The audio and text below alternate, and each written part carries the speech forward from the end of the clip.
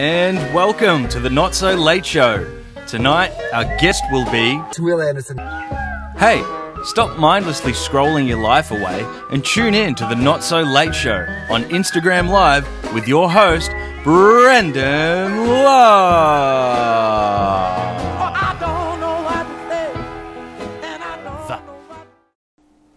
Welcome everybody to the Not So Late Show. We are back for Season 2. We've had a little time off, got some rest, and we are ready to go. Welcome, welcome. Mads Tattoos, hello. Dog, Love Heart, hello. IPK73, thank you for joining in, everybody. It is Yellow Bin Night for North Warrandyte residents in the Nillumbik Shire. So just to let you know, hi L Parkinson, hey B, hello everybody, thank you for joining in. It's good to be back, had some time off and ready to kick off Season 2. I know Wil Anderson is excited about it, I certainly am. How's everyone been going in lockdown during this time? Any new activities? Let us know. Israel, hello, that's very cool. What time is it in Israel currently? Let us know. I'm interested. And also, what bin night is it in Israel? Let us know. Always interested to find out what night your bin night is. So, Teskey land. Before we kick off with the show, just some Teskey news for everyone. I shit my pants. Wasn't a good day. Ah, well, you know. You take the good with the bad. That's what I always say. We have new merch, Teskey Brothers merch. So if you want to jump on our Pierce Brothers, hey guys, how you going? If you want to jump on our merch store, get yourself a nice keep cup, good quality Kinto keep cup. This is band approved favourite of ours. So very good for travelling. We like it. We also have jumpers as well, and t-shirts, a whole bunch of stuff. Here's a jumper that you could get, so just in time for the Australian winter, or get yourself a t-shirt if you're in the North American or European summer.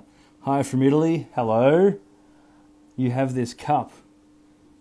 Well, I have cup, holds liquids well. Oh, thank you for everyone that's already purchased the merch. That's lovely. Now, hang on. I'm just trying to see if Will's around, but for some reason it won't let me. Oh, well.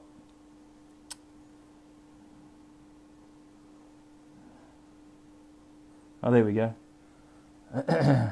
So, our guest tonight is none other than comedian Wil Anderson. A little quick bio for Wil. Wil is a stand-up comedian first and foremost, touring Australia and the world at every opportunity, performing more than 100 shows a year. His stand-up is a densely written, high-speed ride through one of the most wonderful comedic imaginations in the world. Politics, pop, and the banal come together in a Wil Anderson routine, always delivered with more conviction and enthusiasm than any man's vocal cords can take.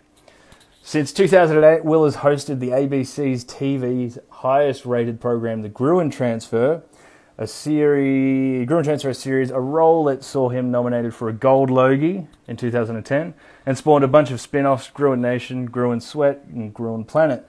In 2018, Gruen Nation did a 4-week special looking into the depth into the Australian electoral campaign. Wil's also done radio on Triple J, Triple M. He also has a bunch of awesome podcasts which are perfect for lockdown at the moment to keep you busy. They are called TOFOP, FOFOP, Willosophy with Wil Anderson, and Two Guys, One Cup.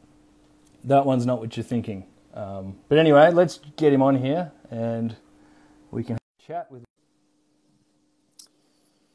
Waiting.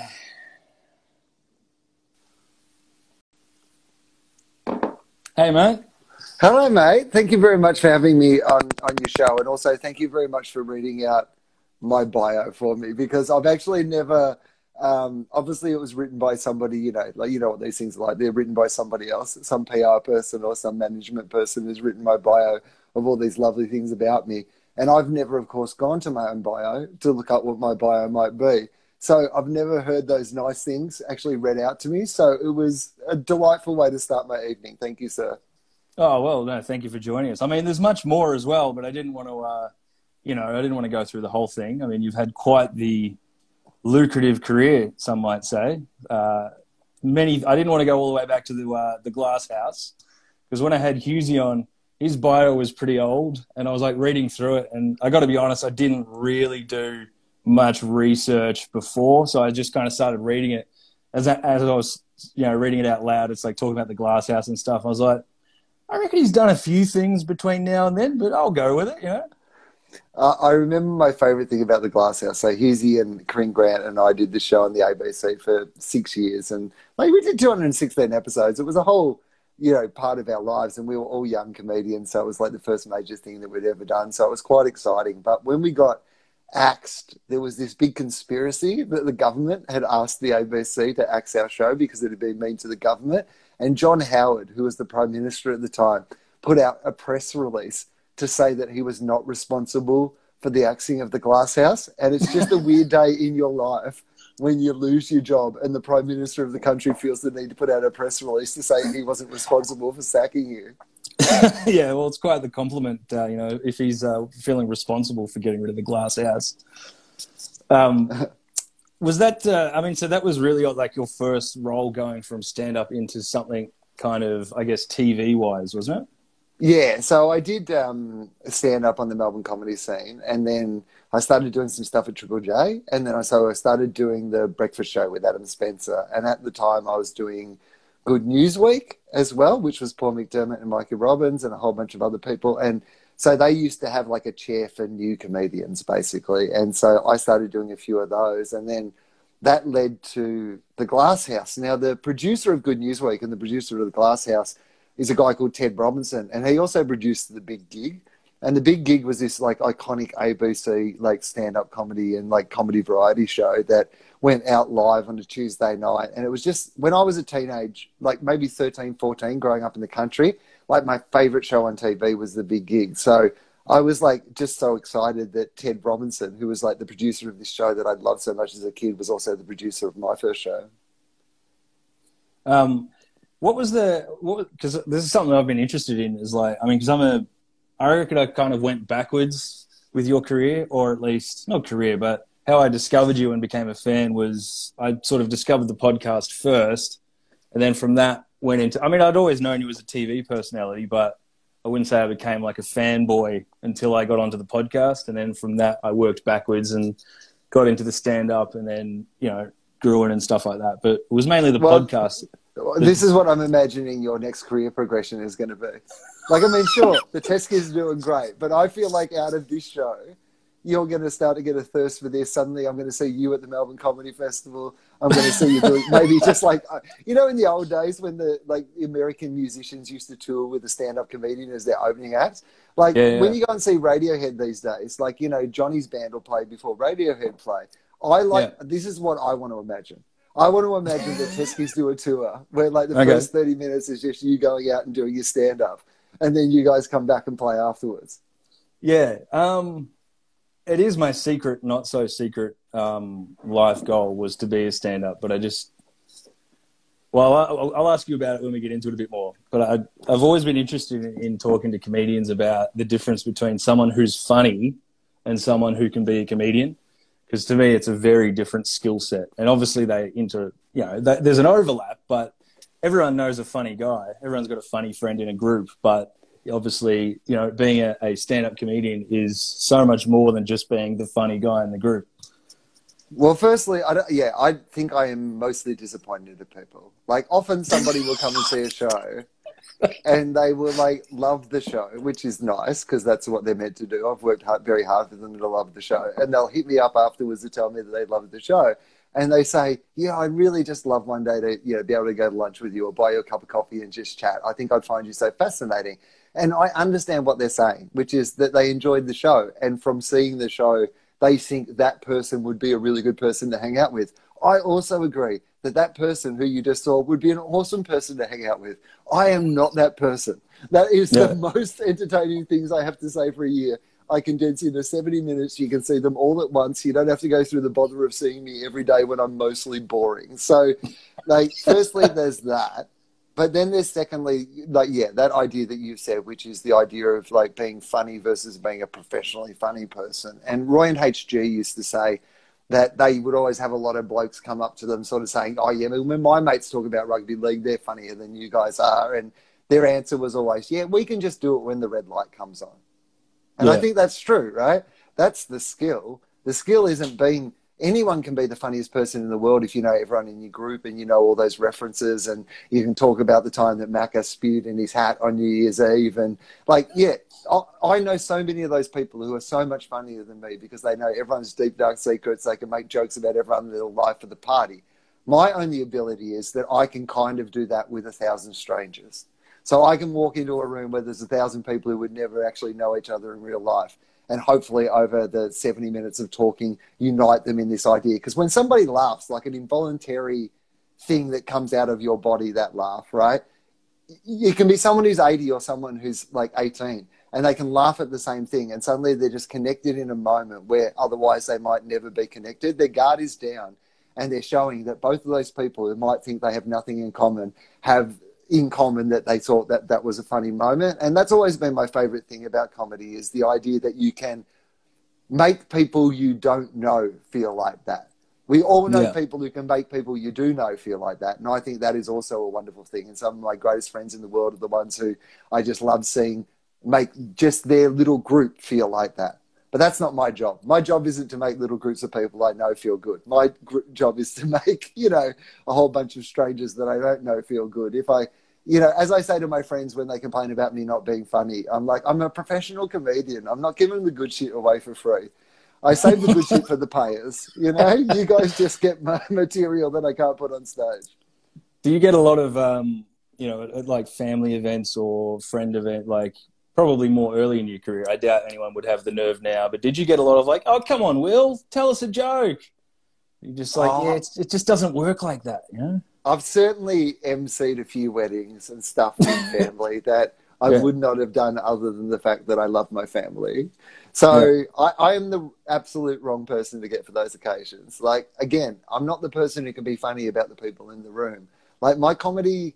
You know, also, I mean, I hope that my comedy brings people together, but I also understand that my comedy is quite divisive sometimes. You know, I read my own emails. I understand not everybody is a fan of what it is that I have to say.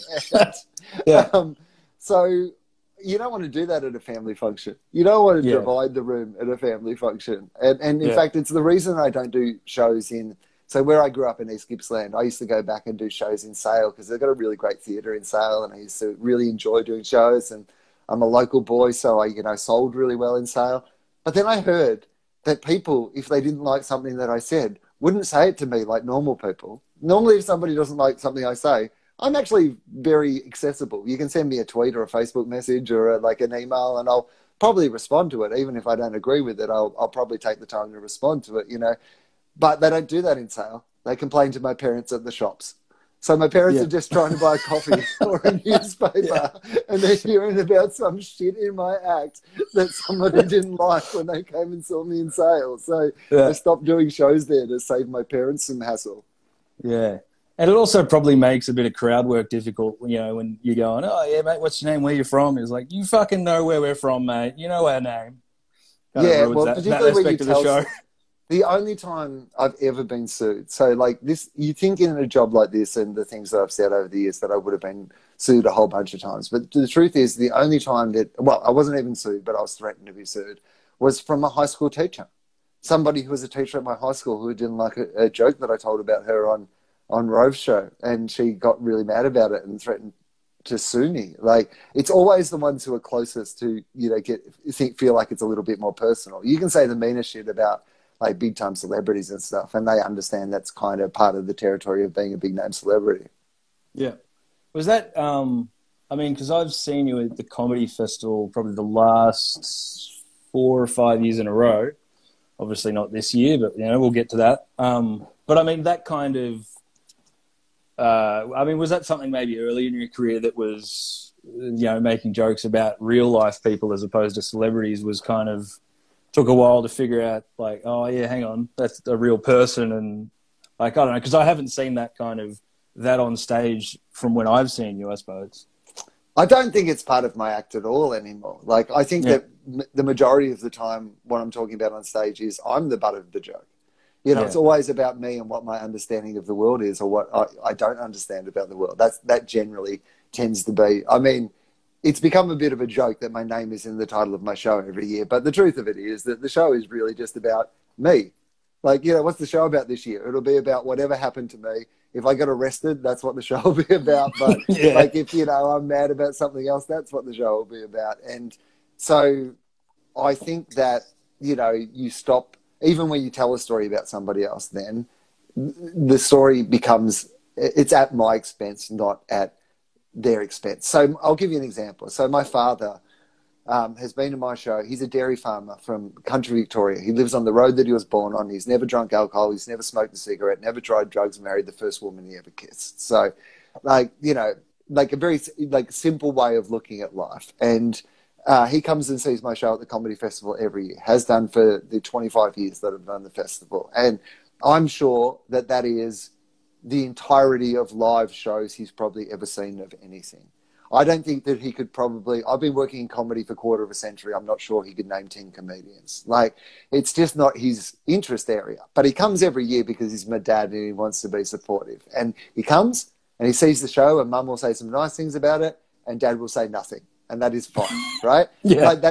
Like he's... In the languages of love, his love language is that he came and saw something that he would not come and see. He's there because I am his son. Once I was doing a show at the Sydney Opera House. I flew them up because it was my first time playing the Opera House, and I thought, that's pretty cool, fly your parents up to Sydney. And I heard my dad yell out 3 times in my show. My dad is not vocal in my shows. He yelled out 3 times in my show. He said, yes. He said, come on. And he said, how is that one?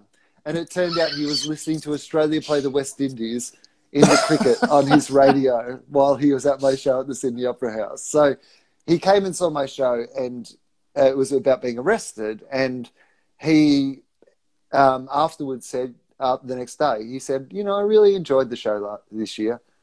And it was actually a really beautiful moment. So in the show, what he said was, he said, I liked that it was a story. That's what he actually said. But in the show, when I retell him coming to the show and I build up the fact that it's not really for him, the way the story goes in the show is I say, he says, I really enjoyed your show this year. It had a story I could follow, not like your usual shit. Now, my dad would actually never say, not like your usual shit. He didn't say that. But in the show, when I tell that story, that's what I say. The joke's on me, not on him.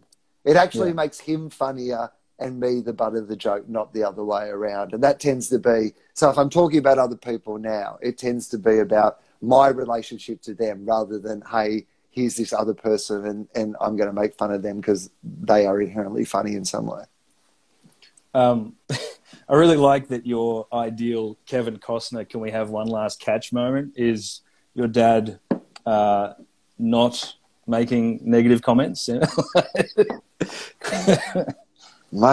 the things I say, like, I mean, I give this advice to young comedians all the time, but it is, you can't write the show for your parents. Firstly, they're the people you're never going to charge to come and see it. So it's a terrible business model. Like, you know, don't write it for the people you love.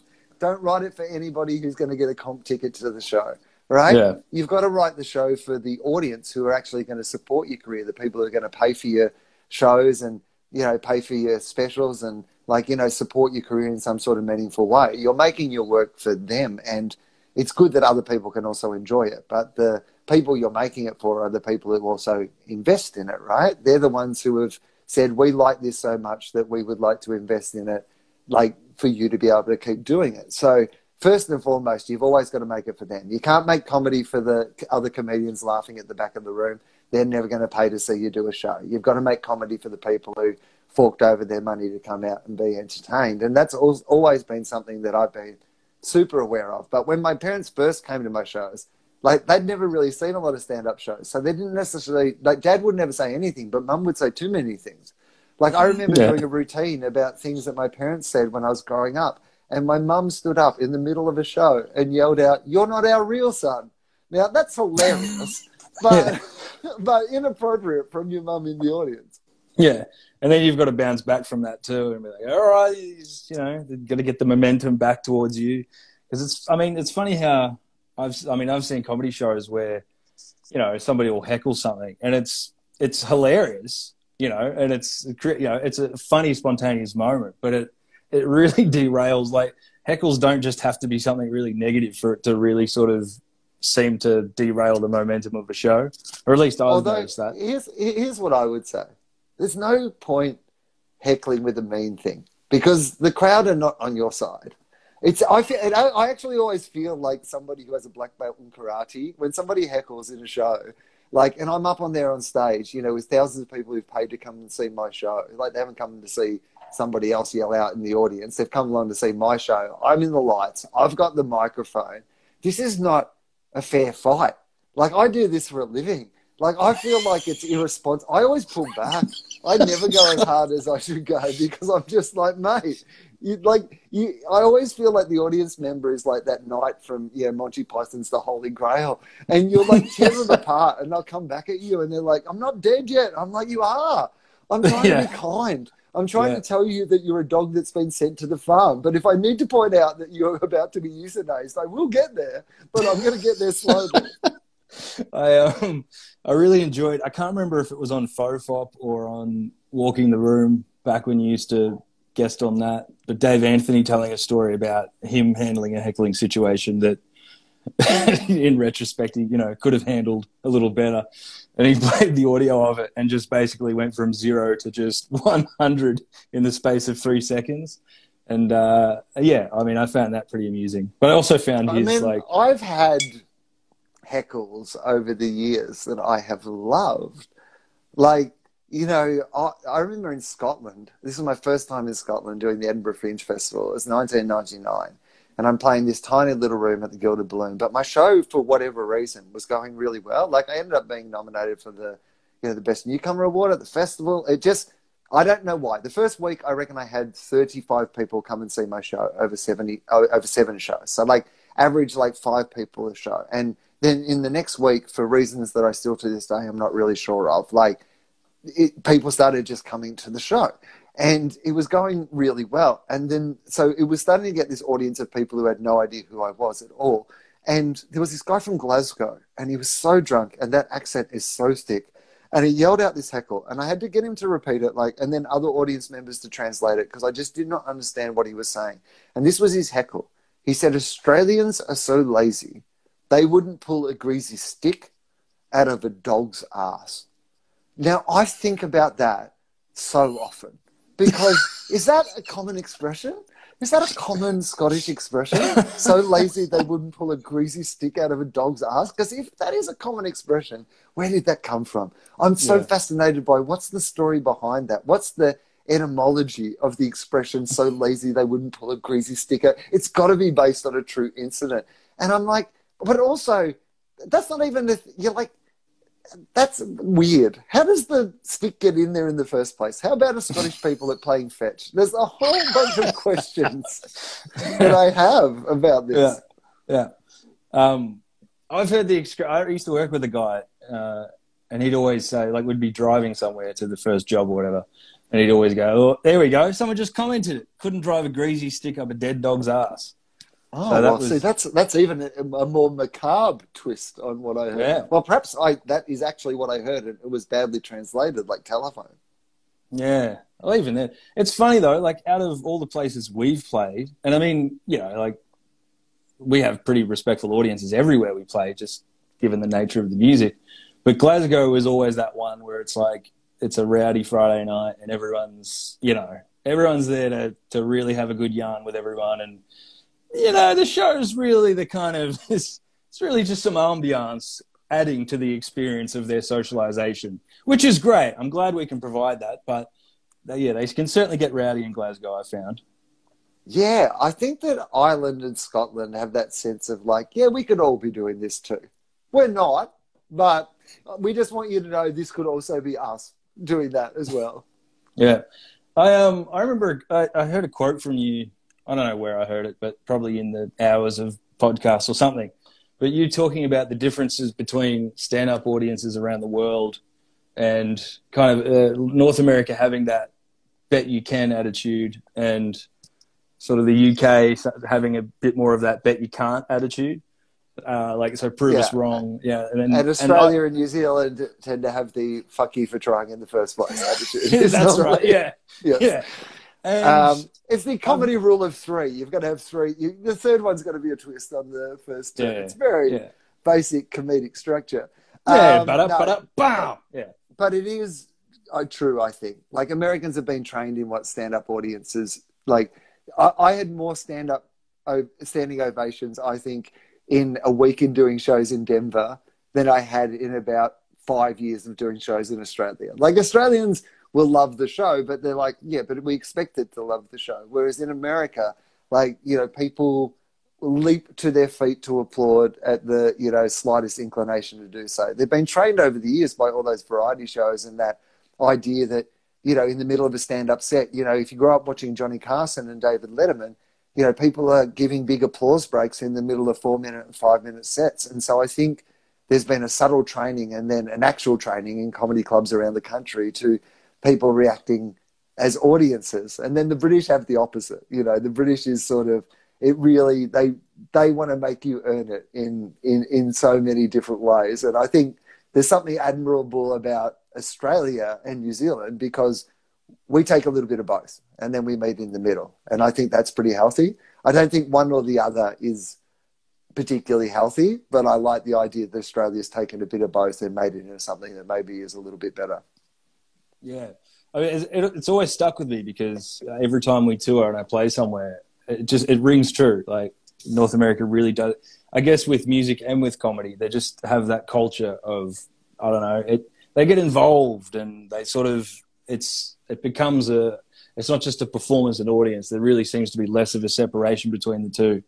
And yeah, I don't know if that's just a confidence in, I don't know, being saturated with so much great comedy and music. I'm not sure, but. Well, I think that it's partly the training of it, though. There is a training of the audiences. You know, there is that expectation that you have to behave in a certain way. And sometimes I think that can be also terrible. Like, you know, we talk about tall poppy syndrome in Australia, and it can be a really destructive thing. You know, we eat our own a little bit for a while. But at the same time, I think it's better than the American exceptionalism thing, which is that it's just. Are you ready to laugh? Yeah. Right. And because what that leads to is the current world political situation we're in, right? Like, if you just say that it's great to be rich and famous, no matter what you're rich and famous for, then you end up with Donald Trump as president. Yeah. Right? That's the culture that creates, you know, a world where nobody says, well, how did he make his money? Or did he make it in an ethical way? You know, we're not asking those questions anymore, right? So I think that Australia has a healthier balance when it comes to not just celebrating something because it's successful. Yeah, it's it seems to be different. Like, I like the fact that also people can walk around and, I mean, I don't know what it's like for you to walk around Sydney or whatever, whether, you know, people annoy you all the time. But from what I've seen, it seems like people in Australia are much more just good on you, mate, and, you know, leave you alone. Whereas in the States, it's the same thing again. It's that culture of sensationalization and all that kind of stuff. So yeah, well, most people come up to me and say, I love Spicks and Specs because they think I'm Adam Hills. And so that's most of my day. About 75% of when I talk to other people is just not trying to ruin Adam Hills' reputation. Because I feel like it's a higher responsibility than if they actually know who I am. Because if they actually know who I am, they'll know that, like, we'll have a little chat, but then I'm socially awkward and, you know, it'll probably be best if we just, like, move on with the rest of our day. But if they think I'm Adam Hills, I actually give them more because I don't want to ruin his reputation as a good you've got to live up to his reputation. Yeah, I don't want somebody to be like, I met Adam Hills, he's a real prick. It was like he'd never been on Spicks and Specs. Yeah, and he had 2 feet. He's full of it. Yeah. Luckily, I have bad hips, so we both walk with similar gaits, so that helps. Well, I was going to say maybe that's part of it. It was like, nah, well, you know, I've got bad hips. He doesn't have a foot, but you know, you're in the ballpark. We're both Australian comedians. I won't give too much away because it was a private thing, but Hilsey just turned 50 this week, and that's a public thing. I'm not giving that away. But for his birthday, his lovely wife arranged people from all over the world, because he couldn't have a party or anything because of the current conditions we're in. She arranged a whole bunch of friends and connections and comedy connections from all over the world to send him messages that they compiled into, like, an hour plus of these messages for his birthday. But the theme was that you weren't allowed to say anything nice.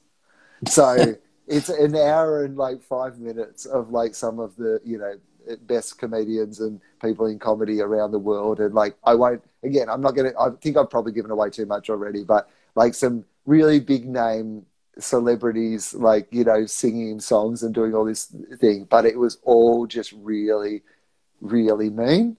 And it's the most entertaining hour of comedy that no one will ever get to see. That's all I would say. What is it about the roast, or just not even the roast, but just that in the inter-comedian kind of just taking the piss out of everyone? And I guess in the States, we don't really have that roast culture here, but what is it about that? I think that there's something about comedians that, we tend to often gravitate to comedy because comedy is the only place that we can be amongst other people whose brains work in the way that our brains work in. And so often that backstage, energy does have a lot of, like, we're people who can deconstruct things really quickly, and it's fun to like do that on somebody else. You know what I was saying before about the heckler and how it's an uneven fight? Yeah. When you're amongst a bunch of people bantering with each other, it's suddenly not an uneven fight. Suddenly you're in this situation where, you can go really hard at one person and know that you're going to be the next person who gets it equally as hard. And there's something really intoxicating about that and really exciting. But I will say this. There's also a negative side to that I think we have to be really aware of, and we're becoming more constantly aware of. I think that is a predominantly male energy. And I think that when people talk about why comedy clubs haven't been inclusive to people of different, races, sexualities, sexes, it is because some of that energy is predominantly male energy. That sort of, you see a lot of men, the relationship we would have with each other is to be, to bully each other, to make fun of each other. It's a way that we bond with each other. But if you only have that energy backstage and you suddenly say this is comedy backstage energy, what you're saying to anyone who is from a group that doesn't communicate through that energy, they're actually, mature enough to be able to say to people that they love them instead of having to say terrible things about them to tell them that they love them. It can create an environment that isn't welcoming to people who don't like that energy. So it's one of the things that I love about comedy, but I'm becoming increasingly aware as I get older that there are appropriate places for that. And then there are other places like backstage that sometimes that is not the appropriate place for that sort of energy anymore, because backstage needs to be a place that is much more welcoming to people. Yeah. That's a really good point. I've never thought of it. But, it's similar to the sporting field as well, that the very jovial, blokey, jockish kind of, you're right. We don't know how to actually express ourselves and tell each other how we feel. So we'll just, rip on each other and tell jokes, which, I agree. It's funny, but I've never thought of it that way. Well, it's one of those things that, like, you've just got to do it in the right place, I think, now.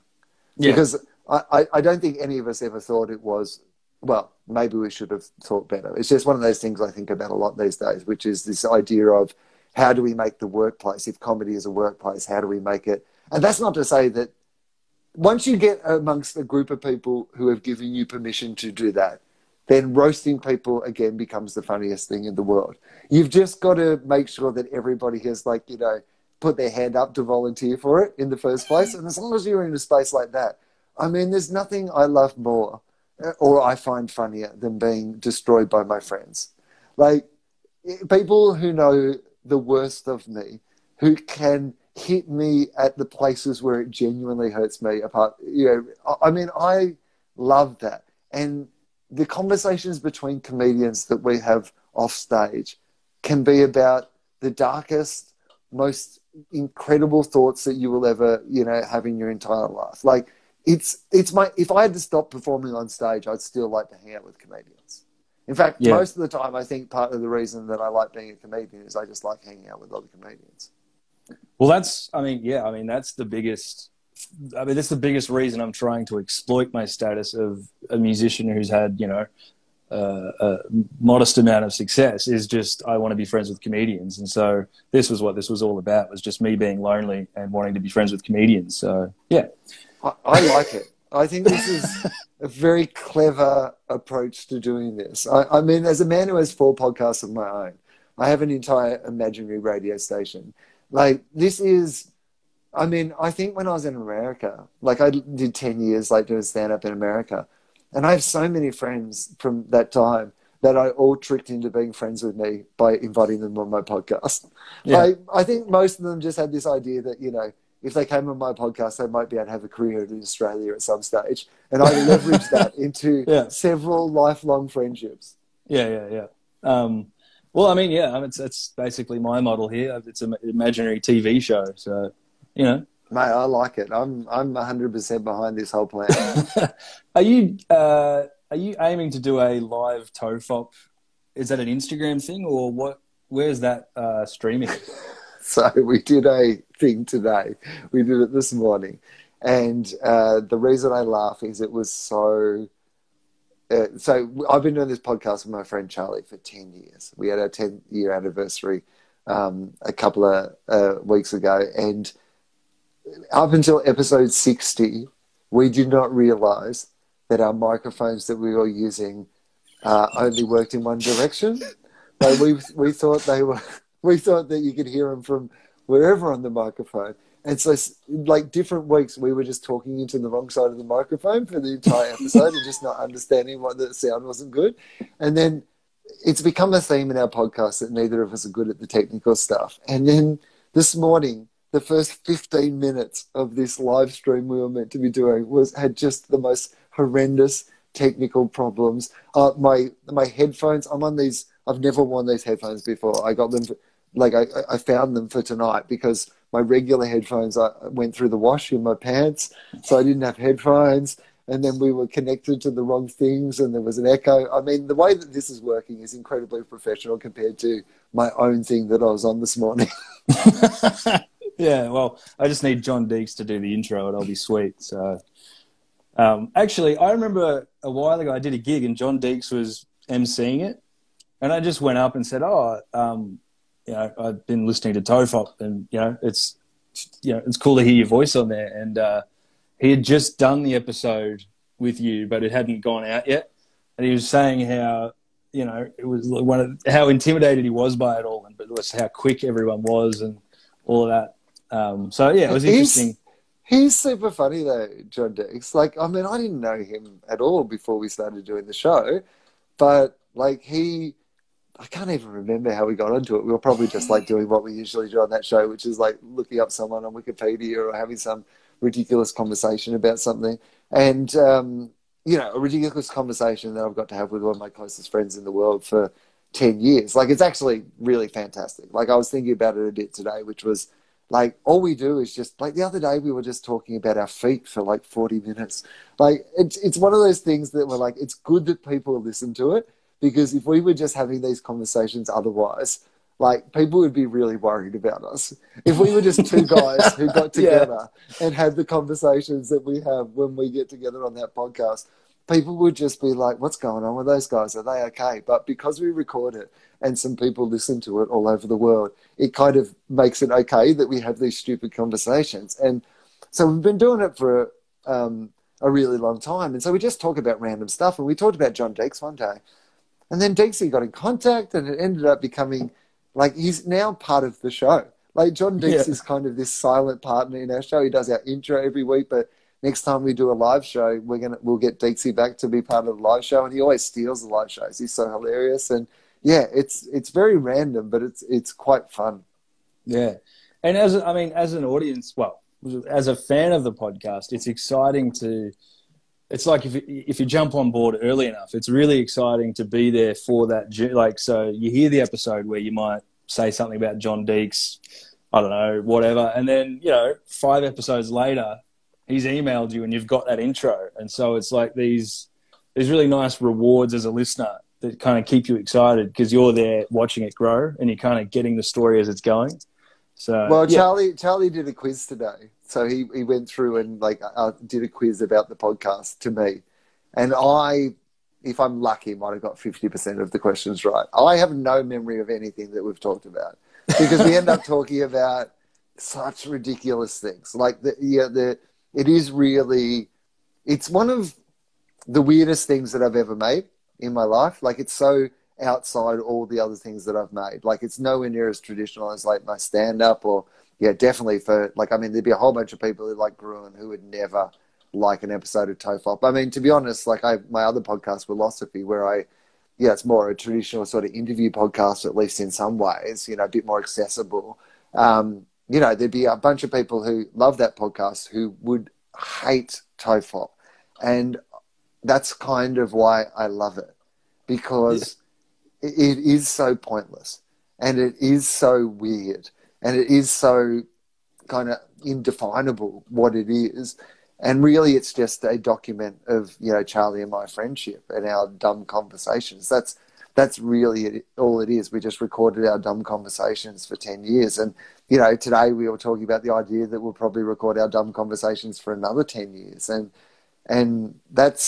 then suddenly we have this just weird project that we've been doing forever that, just in podcasting, no one can sack you. No one can tell you to stop. So there's just Charlie had to leave the podcast at some stage because he's an actor, for people that don't know, and he was on Home and Away, and Home and Away did not think that our podcast fit with the family values of Summer Bay. And so he had to leave the podcast for a while. And I've done a spin-off podcast called Fofop where I would have guest Charlies, and I've done 299 episodes of that. So there's probably 700 or 800 hours of us having conversations that the world did not need in any way. Do you think, though, how do you think that has affected your writing or approach to your stand-up act, in that either it's helped form these random ideas or it's kind of created an avenue for you to kind of put all of that stuff somewhere and then you're able to kind of take what it is you want to say on stage and, show it in that mode? Has it helped in the creative process with your stand-up, or is it just, I don't know? Oh, I think it has, because I think that I've stopped trying to jam everything into everything. Yeah. So when you first get a project, there is a temptation to go, well, I'm about all these things. I love football and I love Batman and I love smart stuff and I like dumb stuff and I love politics but I also love reality TV. And you try to jam all those sort of things. Like, everybody needs to know everything about me in the same place. Whereas, what it's given me the freedom to do is, I get to be a very different person on Gruen, which is necessary for that show, than I need to be on Tofop. And, on Philosophy, I can show a different aspect of what it is. I don't feel the need to have to be funny all the time on that show, because it's a different show again. So the more things I do, the more different projects I do, I think it's really representative of what I'm like as a person, because I'm a whole bunch of different people. I've always been a bit like that. I'm not one of those people who takes everything about me into everything that I do and I say and I am. I'm a person who has a whole bunch of different aspects of my personality, and sometimes it's just good to just be that person in that moment. Yeah. I wanted to ask about being a comedian, obviously during the current global pandemic. And so, I mean, you've performed at the Melbourne Comedy Festival 25 years in a row, or 20 years in a row or something? I think this would have been 25. I think this year that got cancelled would have been 25 years in a row, yeah. And that's like when you say that, you sort of go, oh, wow, 25 years in a row. But when I think about it and I go, hang on, this guy's come up with a new hour or a new 90 minutes every single year for this, that's kind of almost unfathomable to me. And I'm sure it's unfathomable to a lot of other comedians that perhaps don't take that approach to just coming up with new material each year or each cycle. That kind of blows my mind, to be honest. Well, what I can offer people is quantity. I'm not sure that I can offer them quality, but I've offered a lot of quantity over the years. I guess I never really set out to do it for so long. I set out to do one. You know, the most exciting thing to me in the world. But when the comedy festival, when I first started doing it, it was, well, I mean, it just had its 30th anniversary a couple of years ago, right? Or a year ago. So I guess it must have been like Comedy Festival 6 or 7 when I first started doing the Comedy Festival. It wasn't what it is now, the massive thing that it is. And, you know, it was mostly all at the town hall. And I was just excited to do the Comedy Festival. And then it started, that was where my career started. And people started to come and see me do shows at the Comedy Festival, and it started building. And, you know, they have this award called the People's Choice. And what the People's Choice actually should be called at the Comedy Festival is who sold the most tickets. Because that's actually how they give that award. Like, it's like the People's Choice at the Arias, right? Or whatever it is. It's just the most songs you sold. Like, it's not one that everyone voted on. It's just the one that we could all look up before the night of the award ceremony and see who sold the most records. They're going to win that award.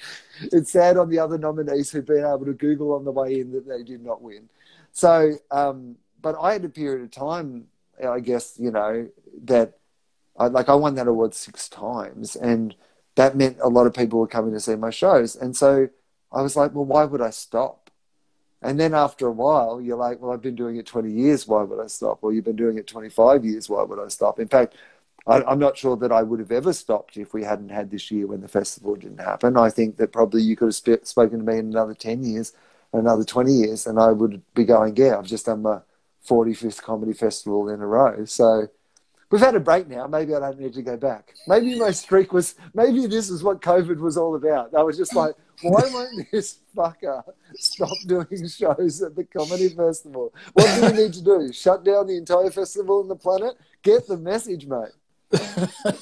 Well, the other thing that impresses me too is your conviction to sticking with the pun show names, which, you know, never cease to impress me each year a new one comes out. Have you just got a safe full of them, or do you just, as you go, yeah, right. Is there any ones that have you got ones in there that you're like, oh, I'm hanging on to that one, you know? Have you got the top tier of? It's more ones that, no. I mean, if I had really good stuff, I would have gone with it already. There's a couple that I wish I hadn't spent so early. You know, there's a couple of real crackers, that, you know, good show titles that weren't accompanied by good shows. Occasionally one of them comes together. Will Eagle was happy. It was handy for the arrest show. But no, it's more ones that get crossed off. For years, I thought mentally Will, because, like, you know, I like the show title. So I thought, you know, you're using your mind all the time. But I think now mentally Will sounds a little like mentally ill. I feel like it's just not. It doesn't feel right to me anymore, that show title. And I always thought that would have been a fun one. Fuck, marry, Will. I can't get that on a poster. That's the problem with that one. You just can't put fuck, marry, Will on a tram that drives around Melbourne in April. So can't do that. I've got some plan for when I get sick, you know, chronically Will, or, you know, I'm terminally Will. Terminally Will. Last Will and Testament.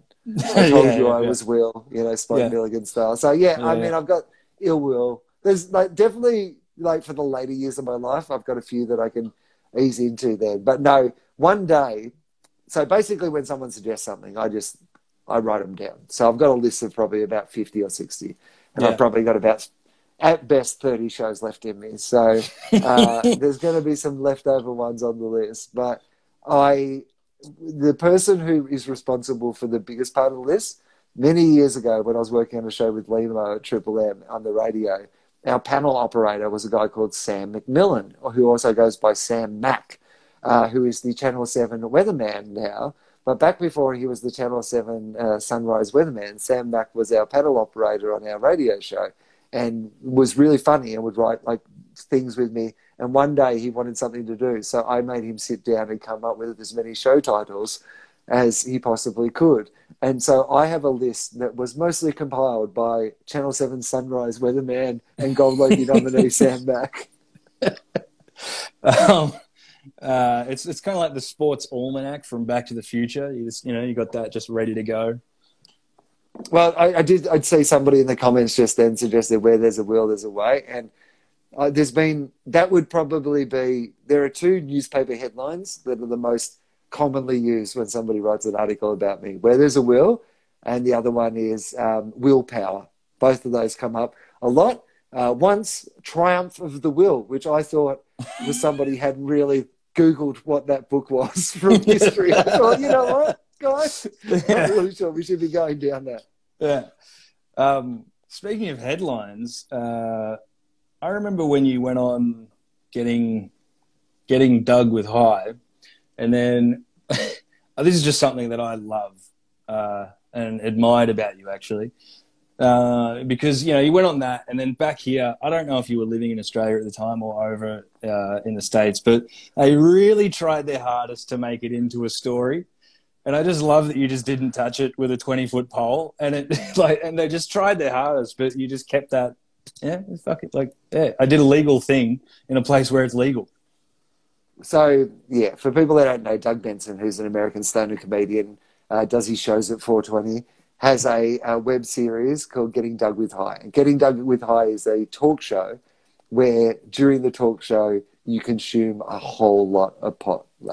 And it was in California where it was legal. I had a medicinal marijuana license. So, you know, it's a TV show. Like, you know, you sign a form, there's catering, they send you a taxi, you know, like it's, you know, it's a proper show, and had a huge audience, and a whole bunch of, you know, really high profile people had been on it. And he asked me to do it, and I did it with a brilliant comedian called Gary Goulman, who I highly recommend to people. He's one of the best comedians in the world. And so you go on this show and you smoke all this weed, and then, yeah, they took stills of it, like from a show that's widely available on the internet. Like they took stills of it, like they'd had a camera, like a secret camera through a window or whatever. And there's this, like, one of me, like, lighting a pipe to, like, smoke the weed of this pipe that my girlfriend had as her, like, profile pic for about 5 years. And, like, it's still her favourite photo of me. Like, she sometimes just posts it on my birthday and stuff. But it's from the paper. And it's, like, me smoking pipe. And, yeah, they tried to make it this big scandal. And, like I said, I was doing something that is legal there and also should be legal here. Not just medicinally, but it actually just should be legal here. But I was doing it in a place where it is legal. I was doing it in a situation where that's the whole conceit of the show. This is like a popular show. My favorite thing about it was, though, because it was big headlines, is I had to ring my parents and go, oh, there's going to be photos of me smoking a bong in the paper. You know, that conversation you love to have with your parents. Anyway, better give you a heads up. There's going to be a photo of me smoking a bong in the Herald Sun tomorrow. Yeah. So they tried to make it into this big story. And so I thought there's going to be a whole bunch of people who complain about it. And so I thought, I'm in America. The time difference is pretty good. I'll answer the complaints. If people honestly message me, because I'm not ashamed of what I did. So if people want to message me and complain about something, I'll respond to all of them. And there was literally not one negative message I got. I got so many messages, but mostly just from people saying, you know, thank you for, like, 3 million Australians plus have smoked cannabis. Like, we're not lying when we say that people do it. We're lying when we say that people don't do it. And it's more dishonest to be doing it and not saying that we're doing it, because then we can't actually have conversations around the negative sides. And there are, of course, negative sides for a whole bunch of people, and they should be able to be discussed about out in the open, like we do with alcohol, like we do with cigarettes and all those sort of things. But it definitely 100% should be legal, and then we can have those conversations. Yeah. I mean, yeah. But also, what I love the most about it, can I tell you this, is it then guaranteed that everywhere I went on tour, every single place, somebody brought me weed. So basically what Rupert Murdoch did was took out a full-page ad in the Herald Sun and the Daily Telegraph to make sure that I didn't have to pay for weed for about 3 years. And wherever I go, somebody brings me weed. So I would like to say thank you very much, Doug Benson and Rupert Murdoch. Yeah. I mean, I've experienced a little bit of that, you know, with the small amount of success we've had, I have experienced the benefits of that. One night on stage in the Netherlands, I just mentioned to the audience that I love these things called stroke waffles, right? Which is just like a sweet little waffle thing. And like, it was just, and I just said it. And I was like, yeah, and everyone cheered, whatever. And now every time I go back, every single show, there is boxes upon boxes of these things that people bring, which is so lovely. But it's also, for me, that was like, oh, this was my first taste of you say it and and it comes. And so, yeah, I'm just thinking of, I'm thinking of upping the ante next time. So, see what I can. I'm absolutely fine with where I'm at. That's all I want from people. Come and see the show, have a laugh. If I don't have any weed, if you've got some, that'd be great. Yeah. Well, I mean, I think that's a great sentiment to wrap this up because we're probably getting on about that time, and I really appreciate you donating your Sunday night. There's a football game on now, is there? Or am I? Yeah, my team's playing, but they weren't playing very well when I came down to see you. I was like, oh, I don't think this is going well. I'm hoping to be pleasantly surprised, but I don't think that's the way that it's going to go, sadly. Well, I did know there was a few comments, people updating the score as we were going, and then I realised the game is on, and I thought, well, that's what a compliment that is to me, that you would forego watching a Bulldogs game to talk on my TV show to nobody. So, yes, greatly appreciated. Mate, it was a pleasure. You've gone to the effort of setting this whole thing up just to meet people.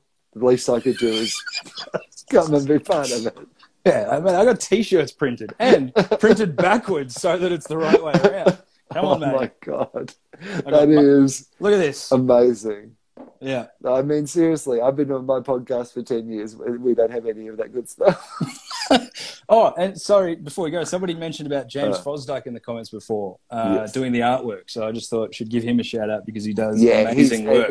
Absolute genius. Been working with me, doing all my show stuff for a very long time, and with us with the podcast. And if you hit us up at our Patreon, you can see all James's art, all the stuff that he's done for the podcast over the years.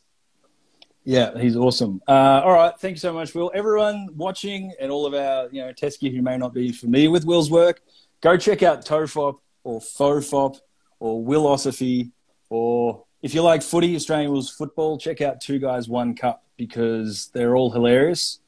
You might be shocked, but another thing that I took from you, I always love how you're like, you know what? Fuck you. It's free entertainment. If you don't like it, fuck off. Well, I actually have a poster here in the office somewhere that just is me that says "fuck off." It's a free podcast. Yeah, it's just like you don't like it, just fucking don't listen to it. There's heaps of other podcasts you can listen to something else. Yeah, there's an endless amount. So that's my attitude to this. Like sometimes I get comments and it's like someone will say like boring, and I go watch fucking maths then. Yeah. Like, you know what I mean? Like, but I also care. this didn't happen. Like this didn't exist at some point. Just go back to whatever your life was without this, mate. It's fine. This isn't compulsory. Yeah, I love that. There's nothing I like more than the indignant, entitled attitudes of some people who don't like something you do. Because mate, you had to find this. You had to click on something. Like none of this is my fault. There were so many steps that you could have taken not to have seen this. Yeah, it's so easy to avoid. Exactly, mate. Yeah. Oh, very good. All right, mate. Thanks again so much. Thank you. And hopefully, my pleasure. It was great fun. Life's back to normal soon, and we'll catch you at a gig. I don't know when, but we'll see you then. Let's hope so, mate. Cheers. Cool, mate. Bye. See ya.